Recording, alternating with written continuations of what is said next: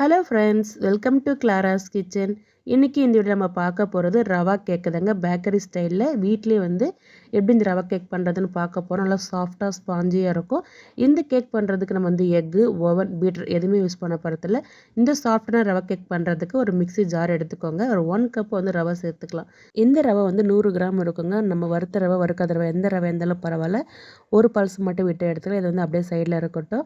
இன்னொரு பவுல் எடுத்துக்கோங்க. அதில் 1/2 கப் அளவுக்கு வாசனை இல்லாத சன்ஃப்ளவர் ஆயில் சேர்த்துக்கோங்க. இது கூட 1/2 கப் புளிக்காத கெட்டி தயிரை சேர்த்துக்கலாம்.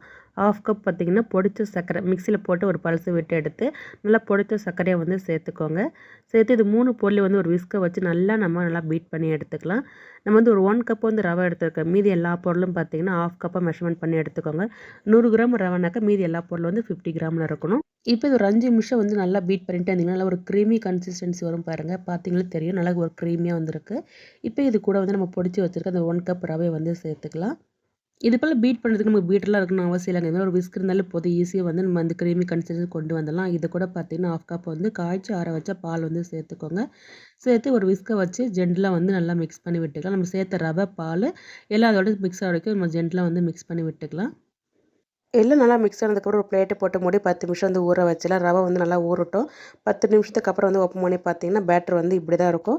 ரவையை பொறுத்து பேட்டர் கொஞ்சம் சில டைம் திக்காக இருக்கலாம். நமக்கு இப்போ கரெக்டாக கன்சிஸ்டன்சி இருக்கிறதுனால நான் எதை ஆட் பண்ணல. உங்களுக்கு ஒரு திக்காக இருக்க கொஞ்சம் பால் சேர்த்துக்கோங்க.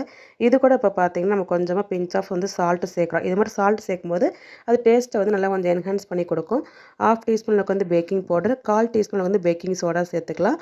இப்போ வாசனைக்கு பார்த்தீங்கன்னா பைனாப்பிள் எசன்ஸ் நான் சேர்க்க போகிறேன். உங்கள்கிட்ட எந்த எசன்ஸ் இருக்கோ அதை சேர்த்துக்கோங்க. பைனாப்பிள், வெண்ணிலா எந்த ஃப்ளேவர் இருக்கோ அந்த ஃப்ளேவர் சேர்த்துக்கோங்க. எதுவுமே இல்லைனாலும் பரவாயில்லைங்க. 2 ஏலக்காய் கூட தட்டி சேர்த்துக்கலாம். இப்போ நம்ம சேர்த்த எல்லா பொருளும் நல்லா மிக்ஸ் பண்ணி விட்டுக்கோங்க. ஜென்டலாக மிக்ஸ் பண்ணுங்கள். ரொம்ப மிக்ஸ் பண்ணிட்டு ஹார்டாக மிக்ஸ் பண்ணிங்கன்னா கேக் ஹார்டாகிடும். ஆனால் ஜென்டலாக ஒரே டைரெக்ஷனில் மிக்ஸ் பண்ணுங்கள். இப்போ நமக்கு கேக் பேட்டர் ரெடி ஆகிடுச்சு. கேக் பேக் பண்ணுறதுக்கு அந்த மோல்டு எடுத்துக்கலாங்க. இதில் நெய்யோ இல்லைனாக்கா பட்டர், ஆயில் எதுனாலும் அப்ளை பண்ணிக்கலாம். நான் இன்றைக்கி நெய் தாங்க அப்ளை பண்ணுறேன்.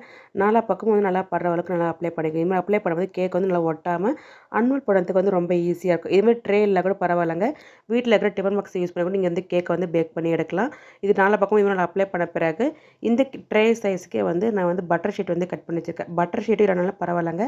உங்கள்கிட்ட இருக்கிற மைதா மாவு இல்லை கோதுமை கூட நீங்கள் மேலே அழகாக தூவி விட்டுட்டு நீங்கள் பேட்டரை சேர்த்துக்கலாம். இப்போ நம்ம ரெடி பண்ணி வச்சுக்கோ அந்த ரவா பேட்டரை இந்த ட்ரேயில் சேர்த்துக்கலாம்.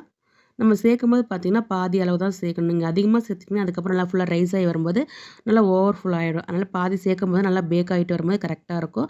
சேர்க்கும்போது எப்பயுமே பாதியாக சேருங்க. அதிகமாக சேர்த்திங்கன்னா அதுக்கப்புறம் நல்லா ஓவர்ஃபுல் ஆகி வழிஞ்சு கீழே வேஸ்ட்டாக போயிடும்.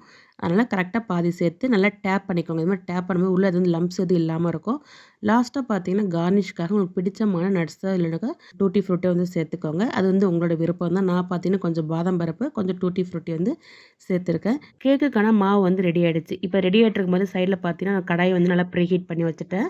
உங்ககிட்ட குக்கர் இருந்தால் கூட குக்கரில் கூட நீங்கள் மண்ணும் உப்பும் சேர்த்து கேஸ்கெட் போடாமல் குக்கர்லேயே நீங்கள் பேக் பண்ணி எடுக்கலாம். நான் அடிகரமாக கடாயை நல்லா ப்ரீ ஹீட் பண்ணி எடுத்து 10 நிமிஷம் ஆகிடுச்சு. இப்போ நம்ம ரெடி பண்ணி வச்சுருக்க பேட்டர் உள்ளே வச்சு நல்லா டைட்டாக நம்ம க்ளோஸ் பண்ணிக்கலாம். கொஞ்சம் கூட நம்ம வெளில ஹீட் போகக்கூடாது. இப்போ நம்ம ரெடி பண்ணி வச்சுருக்க அந்த ட்ரே உள்ளே வச்சிடலாம். நல்லா டைட்டாக க்ளோஸ் பண்ணி இது ஒரு 45 நிமிஷத்துலேருந்து ஒரு 60 நிமிஷமாவது பேக் ஆகும். எனக்கு இது பேக் ஆகிறதுக்கு பார்த்தீங்கன்னா ஒரு 50 மினிட்ஸ் ஆச்சு. 3/4 மணி நேரத்துக்கு மேலே ஆச்சு. இப்போ பாருங்கள் நல்லா பேக் ஆகி நல்லா சூப்பராக நம்ம ரவா கேக் ரெடி ஆகிட்டு இருக்கு பாருங்கள். பார்க்கும்போது நல்லா கேக் நல்லா பேக் ஆகிடுச்சு. இப்போ ஓப்பன் பண்ணி பார்க்கலாம். நீங்கள் ஓவன் யூஸ் பண்ணுற மாதிரி இருந்தாக்க ஒரு 180 டிகிரி செல்சியஸில் ஒரு 20 மினிட்ஸ் பேக் பண்ணி எடுக்கலாம். இப்போ நம்ம வெந்துருச்சா இல்லையான்னு செக் பண்ணுறதுக்கு இது ஒரு டூத் பிக் வச்சு நம்ம உள்ளே குத்தி பார்க்கும்போது உள்ளே எதுவுமே ஒட்டாமல் வரணும். இதுமாதிரி ஒட்டாமல் வந்துச்சுன்னா நம்ம கேக் நல்லா பேக் ஆகிடுச்சு. ஒரு ஒட்டிச்சுனாக்கா இன்னொரு 10 நிமிஷம் நீங்கள் பேக் பண்ணி எடுத்துக்கோங்க. இப்போ நம்ம ட்ரே வெளில எடுத்துக்கலாம். இது நல்லா ஆறணும். நல்லா கூலர் ஆனதுக்கப்புறம் தான் இது அன்மோல்ட் பண்ணணும். கேக்கு சூடாக இருக்கும்போது அன்மோல்ட் பண்ணாதீங்க. நல்லா ஆறுனதுக்கப்புறம் அன்மோல்ட் பண்ணுங்கள். இல்லைனாக்கா பிஞ்சு வந்துடும்.